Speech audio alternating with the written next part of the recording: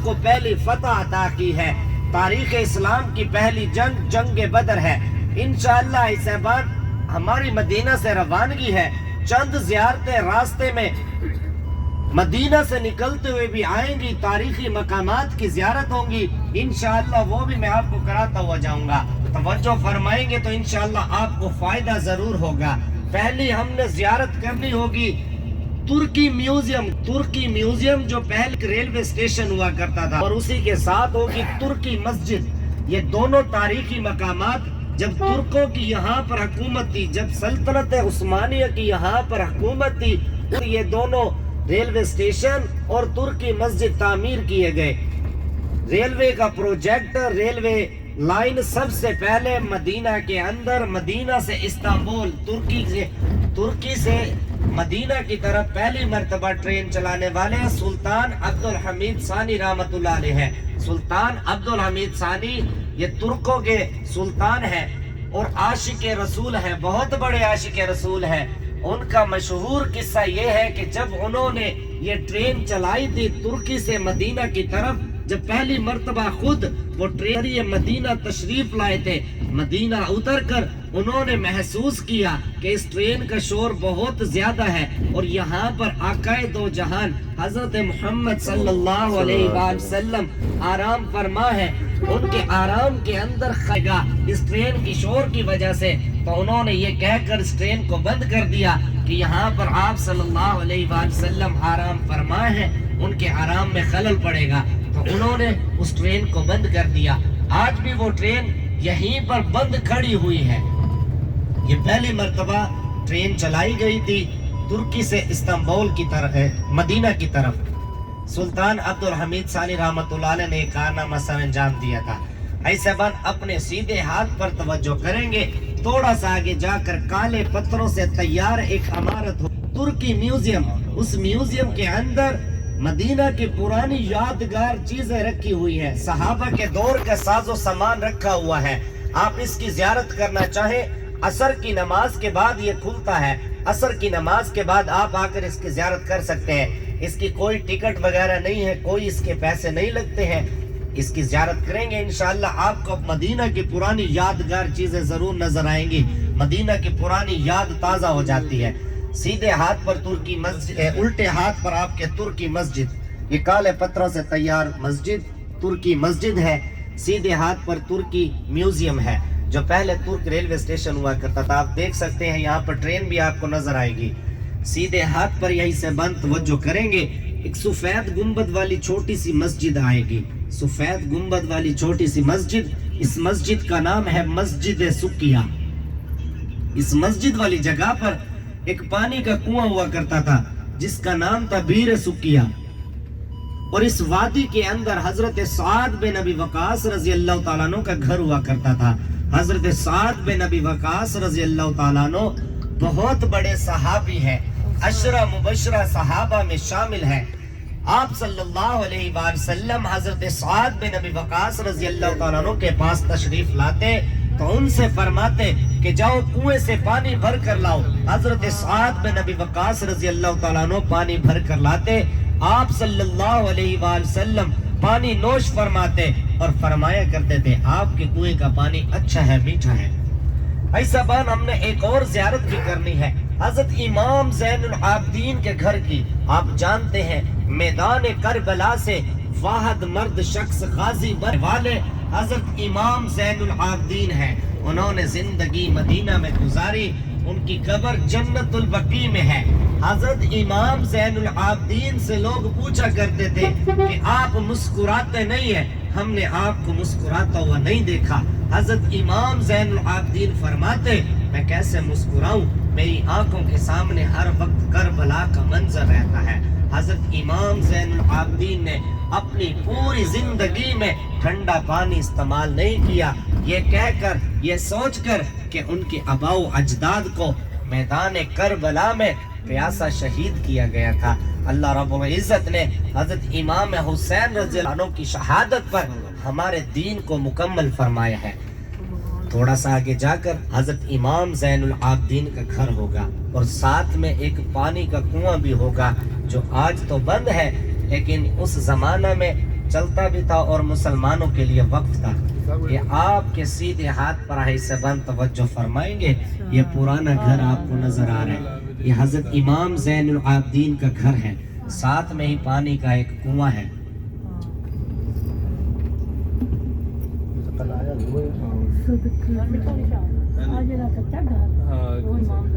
इमाम ज़ैनुल आबिदीन आ कुआं है नाल मैं नजर आ सिया में आई दो इथु देखो एक कुआं है जिथे सरकार दा नाल घर दे ये उस जमाने में मुसलमानों के लिए वक्त था। आज भी पीने का पानी मदीना के खरीद कर पिया जाता है, उस जमाना में भी खरीद कर पिया जाता था। लेकिन उस जमाना में ये कुआं मुसलमानों के लिए वक्फ था। यहाँ से मुफ्त में आकर मुसलमान पानी लेकर जाया करते थे। इसके बाद भी ऐसेबान हम एक और जियारत करेंगे हजरत उर्वा बिन जुबैर रज़ी अल्लाह तआला अन्हु के महल की और उनकी मस्जिद की। हजरत उर्वा बिन जुबैर रज़ी अल्लाह तआला अन्हु की मस्जिद की भी जियारत करेंगे, जहां पर हजरत उर्वा बिन जुबैर रज़ी अल्लाह तआला अन्हु नमाज पढ़ाया करते थे। हजरत उर्वा बिन जुबैर रज़ी अल्लाह तआला अन्हु हजरत जुबैर बिन अवाम रज़ी अल्लाह तआला अन्हु के साहिबजादे हैं और हजरत जुबैर बिन अवाम रज़ी अल्लाह तआला अन्हु सैयदना अबू बकर सिद्दीक रज़ी अल्लाह तआला अन्हु के नवासे भी हैं और बहुत बड़े सहाबी हैं, अशरा मुबशरा सहाबा में शामिल भी हैं।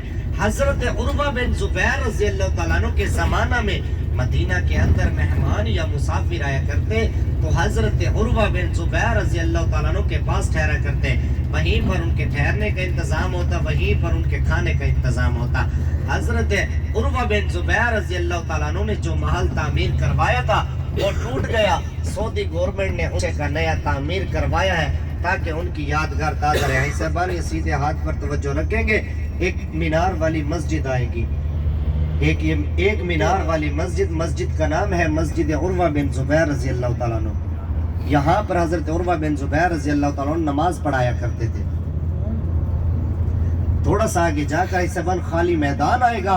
खाली मैदान में एक पीले कलर की इमारत होगी, हजरत उर्वा बिन जुबैर रज़ी अल्लाह तआला अन्हु का महल। और जिस जगह पर यह मौजूद है, जहां से अब हम गुजर रहे हैं, इसे वादी अकीक कहते हैं। वादी अकीक के मुतालिक नबी पाक सल्लल्लाहु अलैहि वसल्लम का फरमान है कि अरब की वादियों में अफजल वादी है और जन्नत की वादियों में से एक वादी है। ये पीले कलर की इमारत हजरत उर्वा बिन जुबैर रज़ी अल्लाह तआला अन्हु का महल है। साथ में पुराने खंडरात आप देख रहे हैं वो टूट गए हैं, तो सऊदी गवर्नमेंट ने नया तामीर किया है और ये सारी की सारी वादी अकीक है। ऐसा आप बैठ जाए सीट पर बैठ जाए ना। ऐसा तो फिर आपने पहले सीट जियारत करनी है। पहले उनके नाम बता देता हूँ। पहली जियारत हमने करनी है बीर रुहा का कुआं। बीर रुहा का कुआं जिसे लुआब दहन वाला कुआं भी कहते हैं। दूसरी जियारत हमने करनी है बीर शफा का कुआं। तीसरी जियारत हमने करनी है जबल मलाइका। अरबी में पहाड़ को जबल कहते हैं, मलाइका फरिश्तों को कहते हैं, जबल मलाइका जहां पर फरिश्ते उतरे। चौथी जियारत हम करेंगे शोहदाए बदर के कब्रिस्तान की, जहां पर सहाबा कराम आराम फरमा है। इस जंग में 14 सहाबा कराम शहीद हुए, वो बदर में आराम फरमा है। पांचवी जियारत हमने करनी है मैदान बदर की, जहां पर ये जंग हुई। और छठी जियारत हमने करनी है मस्जिद अरीश की। मस्जिद अरीश उस जगह पर बनाई गई है जहां पर नबी पाक सल्लल्लाहु अलैहि वसल्लम का खेमा था। ये 6 जियारत इंशाअल्लाह आज हमने करनी है। मैं आपको इसी जियारत के मुतालिक और इस जंग के पसे मंजर के मुतालिक बताऊंगा इंशाअल्लाह। तवज्जो फरमा कर सुनेंगे तो आपको फायदा जरूर होगा। सबसे पहले मैं आपको इस जंग के हवाले से इस जंग की वजह बयान करूंगा। इस जंग की वजह क्या बनी थी, आखिरकार आप सल्लल्लाहु अलैहि वसल्लम बदर की तरफ क्यों तशरीफ ले गए थे, इंशाअल्लाह मैं आपको इसी के मुतालिक बताऊंगा।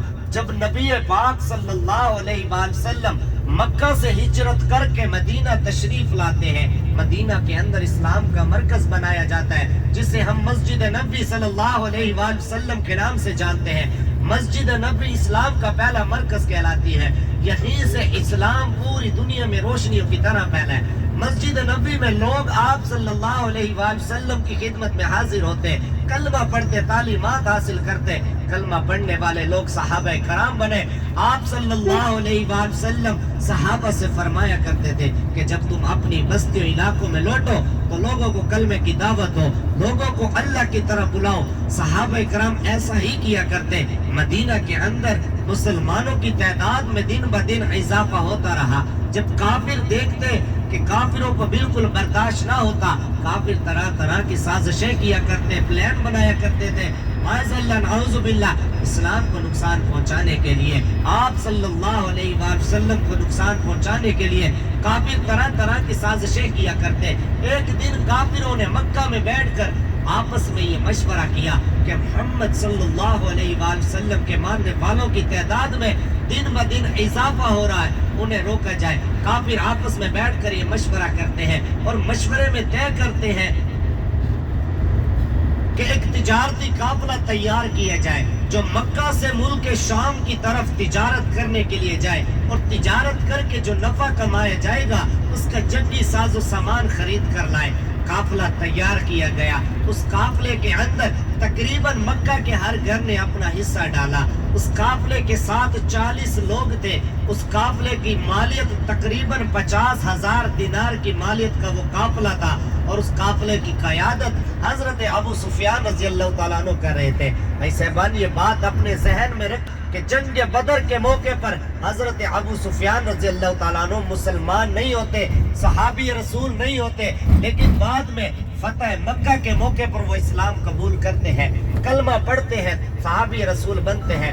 ہمارے لیے ضروری ہے جو بھی صحابی رسول ہو اس کا نام ادب و احترام کے ساتھ لیا جائے. لیکن جنگ بدر کے موقع پر وہ مسلمان نہیں ہوتے تو دل میں یہ خدشہ بھی پیدا نہیں کرنا ہے کہ صحابی رسول تھا اور دشمنوں سے ملا ہوا تھا. ایسا معاملہ نہیں تھا. حضرت ابو سفیان رضی اللہ تعالیٰ عنہ کی قیادت میں یہ قافلہ مکہ سے ملک شام کی طرف روانہ ہوتا ہے. آپ صلی اللہ علیہ وآلہ وسلم کو ان کی روانگی کی اطلاع ملتی ہے. آپ صلی اللہ علیہ وآلہ وسلم اپنے صحابہ کو اکٹھا کرتے ہیں، اپنے صحابہ سے مشورہ فرماتے ہیں اور صحابہ سے فرماتے ہیں کہ ممکن ہے ہم اس قافلے کو روکیں، اللہ رب العزت اس قافلے کا مال ہمیں مال غنیمت میں عطا کرے. تو صحابہ عرض کرتے ہیں یا رسول اللہ صلی اللہ علیہ وآلہ وسلم، اللہ اور اللہ کا رسول بہتر جانتا ہے، آپ ہمیں جو حکم دیں گے ہم اسے پورا کریں گے. ہم آپ صلی اللہ علیہ وآلہ وسلم کے ساتھ ہیں. آپ صلی اللہ علیہ وآلہ وسلم اپنے صحابہ کو لے کر بدر کی طرف روانہ ہوتے ہیں. مختلف روایتیں ملتی ہیں جب مدینہ سے صحابہ کو لے کر روانہ ہوتے ہیں 313 314 یا 315 صحابہ کرام آپ صلی اللہ علیہ وآلہ وسلم کے ساتھ ہوتے ہیں. 70 اونٹ ہوتے ہیں، 2 گھوڑے ہوتے ہیں، 8 تلواریں ہیں، کھانے پینے کا ساز و سامان بھی زیادہ نہیں ہے. ایک گھوڑا حضرت زبیر بن عوام رضی اللہ تعالیٰ عنہ کے پاس ہے اور ایک گھوڑا حضرت مقداد بن اسود رضی اللہ تعالیٰ عنہ کے پاس ہے. 70 اونٹ تھے، سواری تھے، ایک ایک اونٹ پر 3 2 صحابہ باری باری سوار ہو کر بدر کی طرف روانہ ہوئے ہیں. آپ صلی اللہ علیہ وآلہ وسلم کے ساتھ سفر کرنے والے حضرت علی رضی اللہ تعالیٰ عنہ اور حضرت ابو البابا رضی اللہ تعالیٰ عنہ، یہ 2 صحابہ آپ صلی اللہ علیہ وآلہ وسلم کے ساتھ سفر کرتے ہیں. جب آپ صلی اللہ علیہ وآلہ وسلم کے پیدل چلنے کی باری آتی تو یہ دونوں صحابہ آپ صلی اللہ علیہ وآلہ وسلم سے عرض کرتے ہیں کہ آپ سواری پر سوار ہو جائیں، ہم آپ کے حصے کا پیدل چل لیں گے. آپ صلی اللہ علیہ وآلہ وسلم فرماتے ہیں کہ تم مجھ سے پیدل چلنے میں زیادہ قوی ہو، زیادہ طاقتور ہو. باری باری سوار ہو کر صحابہ بدر کی طرف روانہ ہوئے ہیں. آپ صلی اللہ علیہ وآلہ وسلم بدر کی طرف روانہ ہوتے ہیں. راستے میں حضرت عثمان غنی اور حضرت اسامہ رضی اللہ تعالیٰ عنہ کو واپس مدینہ کی طرف بھی، کیونکہ اس وقت آپ صلی اللہ علیہ وآلہ وسلم کی لخت جگر حضرت ام رقیہ رضی اللہ عنہ بیمار ہوتی ہے. حضرت عثمان غنی رضی اللہ تعالیٰ عنہ کی زوجہ محترمہ ہوتی ہیں. آپ صلی اللہ علیہ وآلہ وسلم حضرت عثمان سے فرماتے ہیں کہ آپ واپس جاؤ، واپس جا کر میرے لخت جگر کا خیال رکھو، ان کے لیے دوائی کا انتظام کرو. اور حضرت عثمان کے ساتھ حضرت اسامہ رضی اللہ تعالیٰ عنہ کو بھی واپس مدینہ کی طرف بھیجتے ہیں. اس طرح مختلف روایتیں ملتی ہیں، لیکن جنہوں نے جنگ بدر میں شرکت کی ہے صحیح حدیث سے ثابت ہے ان کی تعداد 313 ہے. ऐसे बन ये आपके उल्टे हाथ पर ये खूबसूरत मस्जिद आप देख रहे हैं, ये मदीने का मिकात है। मिकात उस जगह को कहा जाता है जहाँ पर एहराम बांधा जाए, जहाँ पर नियत की जाए। आप सल्लल्लाहु अलैहि वसल्लम जब मदीना से उम्रा के लिए तशरीफ ले जाते हैं तो यहाँ पर एहराम बांधते, यहीं पर नियत किया करते थे। यहाँ पर एहराम बांधना, नियत करना सुन्नत है। इस जगह को जुल हुलैफा भी कहते हैं, अबियार अली भी कहते हैं, रात वाली मस्जिद भी कहते हैं। और ये मदीना की हद है। लाजिम होगा जो शख्स भी मदीना से उम्रा के लिए तशरीफ ले जाएगा, ये मदीना की हद है, यहाँ पर उसे नियत करना, एहराम बांधना लाजिम है। आप सल्लल्लाहु अलैहि वसल्लम अपने सहाबा को लेकर बीर रूहा के कुएं पर पहुंचते हैं। बीर रूहा का कुआं जिस जगह पर मौजूद है उसे वादी रूहा कहते हैं।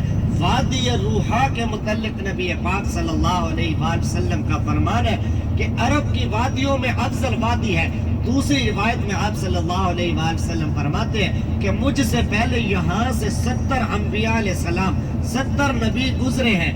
तीसरी रिवायत में आप सल्लल्लाहु अलैहि वसल्लम फरमाते हैं कि यहाँ से मूसा अलैहिस्सलाम गुजरे हैं और क़यामत उस वक्त तक कायम नहीं होगी जब तक यहाँ से ईसा बिन मरियम अलैहिस्सलाम ना गुजर जाए। आप सल्लल्लाहु अलैहि वसल्लम वादी रूहा में पहुंचते हैं। वादी रूहा में पहुंचते हैं, सहाबा कराम आराम करते हैं।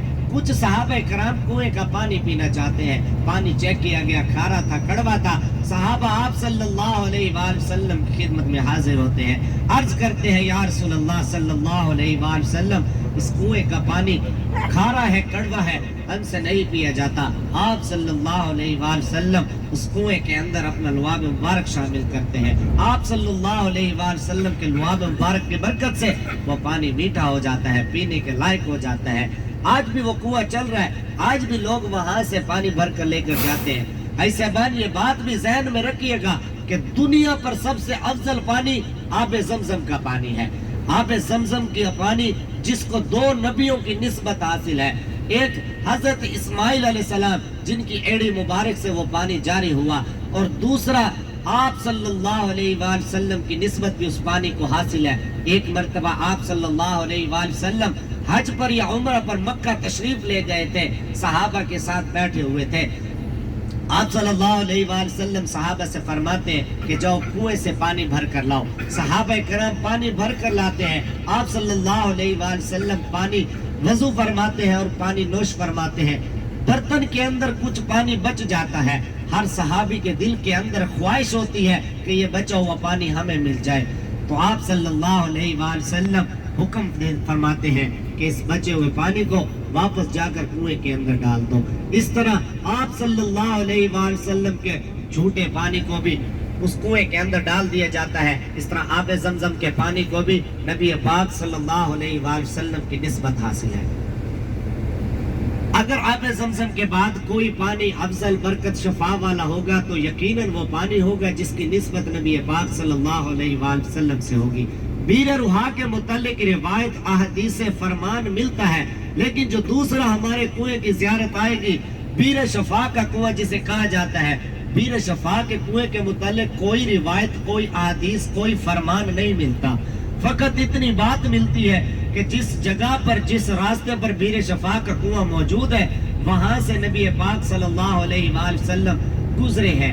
इससे बढ़कर बीर शफा के कुएं के मुतालिक कोई रिवायत, कोई अहदीस, कोई फरमान नहीं मिलता है। आप बीर रूहा से पानी लेना चाहे ले सकते हैं, बीर शफा से लेना चाहे ले सकते हैं। आप सल्लल्लाहु अलैहि वसल्लम बीर शफा से गुजरकर बदर की तरफ रवाना होते हैं। दूसरी तरफ हजरत अबू सुफियान रज़ियल्लाहु ताला अन्हु ये बात जानते थे कि हमारे काफिले की इत्तला नबी पाक सल्लल्लाहु अलैहि वसल्लम को जरूर मिल गई होगी और वो जरूर हमारे पीछे आएंगे। हजरत अबू सुफियान बदर पहुंचने से पहले अपने काफिले से जुदा होते हैं और मदीना के रास्ते पर निकलते हैं, ये जानने के लिए कि मोहम्मद सल्लल्लाहु अलैहि वसल्लम उनके पीछे है या नहीं। बदर के मदीना के रास्ते पर निकलने के बाद, कुछ सफर करने के बाद एक जगह पर पहुंचते हैं जहां पर उन्हें ऊंट गोबर मिलता है। हजरत अबू सुफियान जब उसे उठाकर तोड़ कर देखते हैं तो उसमें से खजूर की गुठलियां निकलती हैं। तो हजरत अबू सुफियान ये बात कहते हैं کہ یہ یثرب کی کھجور کی گٹھلیاں ہیں اور محمد صلی اللہ علیہ وآلہ وسلم ہمارے پیچھے ہیں۔ حضرت ابو سفیان واپس جا کر اپنے قافلے کو ملتے ہیں اور ایک قاصد کو تیز ترین سواری دے کر مکہ کی طرف روانہ کرتے ہیں۔ یہ کہہ کر قاصد کو روانہ کرتے ہیں کہ مکہ والوں کو جا کر بتا دو محمد صلی اللہ علیہ وآلہ وسلم ان کے قافلے کے پیچھے ہیں، وہ آ کر اپنے قافلے کی حفاظت کریں۔ قاصد مکہ پہنچ کر ابو جہل کو ملتا ہے۔ ابو جہل مکہ کے اندر اعلان کرتا ہے، لوگوں کو اکٹھا کرتا ہے، 1000 کا لشکر تیار کرتا ہے۔ ابو جہل کے لشکر کے ساتھ 900 اونٹ ہیں، 100 گھوڑے ہیں، 800 یا 700 تلواریں ہیں، نیزے، برچے، کھانے پینے کا ساز و سامان، شرابیں، ناچ گانے کے لیے عورتیں، جنگ کی پوری تیاری کر کے ابو جہل مکہ سے بدر کی طرف روانہ ہوتا ہے۔ دوسری طرف آپ صلی اللہ علیہ وآلہ وسلم بھی سفر میں روانہ ہوتے ہیں۔ راستے میں ایک جگہ آتی ہے مقام صفرا۔ مقام صفرا پر پہنچ کر آپ صلی اللہ علیہ وآلہ وسلم کو کفار کے مکہ سے روانگی کی اطلاع ملتی ہے اور اللہ رب العزت وحی کے ذریعے بتلاتے ہیں کہ ان قریب ہم آپ کو 2 قافلوں 2 لشکروں میں سے ایک جماعت پر آپ کو فتح دیں گے، آپ اپنے صحابہ سے مشورہ فرمائیں۔ آپ صلی اللہ علیہ وآلہ وسلم مقام صفرا پر پہنچ کر اپنے صحابہ سے دوبارہ مشورہ فرماتے ہیں، کیونکہ جب مدینہ سے صحابہ کو لے کر روانہ ہوتے ہیں اس وقت ایک تجارتی قافلے کا روکنے کا معاملہ تھا، جنگ کے لیے نہیں نکلے تھے، صرف قافلے کو روکنے کا معاملہ تھا۔ اس قافلے کے ساتھ 40 لوگ تھے، صحابہ کی تعداد 313 تھی۔ اگر ان کے درمیان جنگ بھی ہوتی تو صحابہ آسانی سے جیت جاتے، لیکن اب صورتحال بدل گئی تھی۔ سامنے ایک لشکر آ رہا تھا جس سے ممکن تھا جنگ ہونا تھی، اس لیے نبی پاک صلی اللہ علیہ وآلہ وسلم دوبارہ اپنے صحابہ سے مشورہ فرماتے ہیں، صحابہ سے پوچھتے ہیں تو سیدنا ابو بکر صدیق رضی اللہ تعالیٰ عنہ کھڑے ہوتے ہیں، عرض کرتے ہیں یا رسول اللہ صلی اللہ علیہ وآلہ وسلم، اللہ اور اللہ کا رسول بہتر جانتا ہے، آپ ہمیں جو حکم دیں گے اسے پورا کریں گے، ہم آپ صلی اللہ علیہ وآلہ وسلم کے ساتھ ہیں۔ پھر آپ دوسری مرتبہ آپ صلی اللہ علیہ وآلہ وسلم پوچھتے ہیں تو سیدنا عمر فاروق رضی اللہ تعالیٰ عنہ کھڑے ہوتے ہیں، وہ بھی یہی عرض کرتے ہیں، ایک پرجوش تقریر کرتے ہیں۔ پھر تیسری مرتبہ آپ صلی اللہ علیہ وآلہ وسلم پوچھتے ہیں تو مدینہ کے ایک صحابی کھڑے ہوتے ہیں، حضرت مقداد بن اسود رضی اللہ تعالیٰ عنہ عرض کرتے ہیں یا رسول اللہ صلی اللہ علیہ وآلہ وسلم، ہمیں معلوم ہوتا ہے کہ آپ چاہتے ہیں مدینہ والے بولے۔ 313 صحابہ کی جو تعداد ہے ان میں سب سے زیادہ تعداد مدینہ کے صحابہ کی ہے، اس لیے نبی پاک صلی اللہ علیہ وآلہ وسلم چاہتے تھے کہ مدینہ کے لوگ بولیں۔ حضرت مقداد بن اسود رضی اللہ تعالیٰ عنہ مدینہ کے رہنے والے تھے، عرض کرتے ہیں یا رسول اللہ صلی اللہ علیہ وآلہ وسلم، اللہ نے جو آپ کو حکم دیا ہے آپ اسے پورا کریں۔ اللہ کی قسم ہم قوم بنی اسرائیل کی طرح نہیں ہے کہ جیسے قوم بنی اسرائیل پر مشکل وقت آیا جب فرعون ان کے پیچھے نکلا تو قوم بنی اسرائیل والے اپنے نبی موسیٰ علیہ السلام سے کہتے ہیں کہ تم نے ہمیں ہلاک کرا دیا، اب جاؤ تم اور تمہارا خدا ان سے جا کر جنگ کرے، ہم تو یہاں پر بیٹھے ہیں، تم جیت جانا تو ہمارے پاس لوٹ آنا۔ ہم قوم بنی اسرائیل کے مقابلے میں آپ صلی اللہ علیہ وآلہ وسلم سے عرض کریں گے کہ آپ اور آپ کا رب ہمارے ساتھ مل کر ان کافروں سے جہاد کرے، ہم آپ صلی اللہ علیہ وآلہ وسلم کے ساتھ ہیں۔ پرجوش تقریر کرتے ہیں، صحابہ کے حوصلے بلند ہوتے ہیں، پھر آپ صلی اللہ علیہ وآلہ وسلم فرماتے ہیں چلو بدر کی طرف چلتے ہیں۔ دوسری طرف حضرت ابو سفیان ایک اور کام کرتے ہیں، وہ اپنے قافلے کو بدر کے راستے سے ہٹا کر دوسرے راستے سے مکہ کی طرف روانہ رکھتے ہیں، جس سے حضرت ابو سفیان کا قافلہ بچ کر نکلنے میں کامیاب رہتا ہے اور اس جنگ میں حضرت ابو سفیان کی شرکت نہیں ہوتی۔ حضرت ابو سفیان کا قاصد دوبارہ جا کر ابو جہل کو ملتا ہے اور جا کر کہتا ہے کہ اب جنگ کی ضرورت نہیں ہے، ہمارا قافلہ بچ کر نکلنے میں کامیاب رہا، تم واپس لوٹ آؤ۔ لیکن ابو جہل قاصد کو یہ کہہ کر واپس روانہ کر دیتا ہے کہ جب تک میں میدان بدر میں جا کر 3 دن تک اونٹ ذبح کر کے نہ کھا لوں، شرابیں نہ پی لوں، ناچ گانا نہ کر لوں، میں واپس نہیں لوٹوں گا۔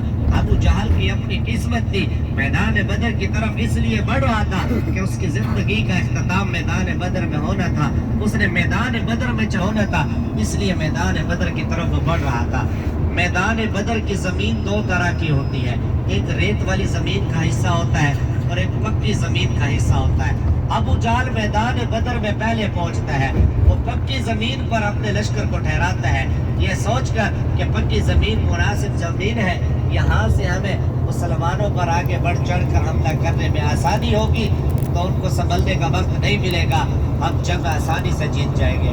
وہیں پر پانی کا ایک کنواں ہوتا ہے، ابو جہل اسے اپنے قبضہ میں کرتا ہے۔ دوسری طرف آپ صلی اللہ علیہ وآلہ وسلم جب اپنے صحابہ کو لے کر میدان بدر میں پہنچتے ہیں تو صحابہ کے حصے میں آنے والی زمین ریت والی زمین ہوتی ہے، ریت والی زمین پر جنگ کرنا مشکل ہوتا ہے، دوپہر کے وقت ریت گرم بھی ہو جاتی ہے، سواریوں کے پاؤں دھس جاتے ہیں، لیکن صحابہ کرام بھی پختہ ایمان والے صحابہ تھے، آپ صلی اللہ علیہ وآلہ وسلم کے فرمان سے اپنے لشکر کو ریت والی زمین پر ہی ٹھہراتے ہیں۔ اس جنگ کے دوران صحابہ کرام آپ صلی اللہ علیہ وآلہ وسلم کے لیے عریش کو تعمیر کرتے ہیں۔ عریش عربی زبان کا لفظ ہے جس کے معنی ہے چپر، چبوترا، خیمہ۔ صحابہ کرام ایک اونچے ٹیلے پر خیمے کو تعمیر کرتے ہیں، اس نیت سے تعمیر کرتے ہیں کہ اللہ نہ کرے آج ہست ہو جاتی ہے تو آپ صلی اللہ علیہ وآلہ وسلم خیر و عافیت کے ساتھ مدینہ لوٹ جائیں، مدینہ والوں کو جا ملے۔ صحابہ آپ صلی اللہ علیہ وآلہ وسلم کی حفاظت کے لیے صحابہ کو پہرے پر کھڑا کیا گیا، سواریوں کو تیار رکھا گیا۔ 17 رمضان المبارک کو جنگ ہوئی تھی، 12 رمضان المبارک کو مدینہ سے روانگی ہوتی ہے اور 17 رمضان المبارک کو جنگ ہوتی ہے۔ جمعے کا دن تھا، اللہ رب العزت نے اس دن کو یوم الفرقان کا دن کہا ہے، فرق کرنے کا دن، حق اور باطل کے درمیان فرق کا دن کہا ہے۔ یہی سبان میں نے آپ کو مختصر سا اس سفر کا احوال سنایا ہے اور اس جنگ کی وجہ بیان کی ہے۔ اس جنگ کی مختلف وجہ اور بھی بتائی جاتی ہے، جو سب سے پائیدار اور مضبوط وجہ ہے جو میں نے آپ کو بیان کی ہے، اسی کے متعلق زیادہ علماء سے سنتے ہیں۔ انشاءاللہ جب ہم بدر کے قریب پہنچ جائیں گے میں آپ کو اس جنگ کے حوالے سے اس جنگ کی لڑائی کا قصہ بھی بیان کر دوں گا۔ آپ لوگوں سے گزارش ہے، آج ہم بدر کی طرف روانہ ہیں، ممکن ہے ہم اس جگہ سے گزرے یا اس جگہ کے آس پاس سے گزرے جہاں سے نبی پاک صلی اللہ علیہ وآلہ وسلم گزرے ہوں، اور ہم ذکر و اذکار کرتے ہوئے روانہ رہیں گے تو ہمارے لیے بخشش کا ذریعہ بن جائے گا۔ ذکر و اذکار کرتے ہوئے روانہ رہے، سفر میں دعائیں قبول ہوتی ہے، اللہ سے دعائیں کرتے ہوئے روانہ رہے۔ انشاءاللہ جیسے ہی ہم اپنی پہلی زیارت پر پہنچیں گے، زیارت پر پہنچ کر میں آپ کو زیارت کے متعلق بتا دوں گا۔ اللہ رب العزت ہمارا سفر آسان فرمائے، اللہ رب العزت ہمیں اپنے منزل مقصود پر حفاظت کے ساتھ پہنچائے، آمین۔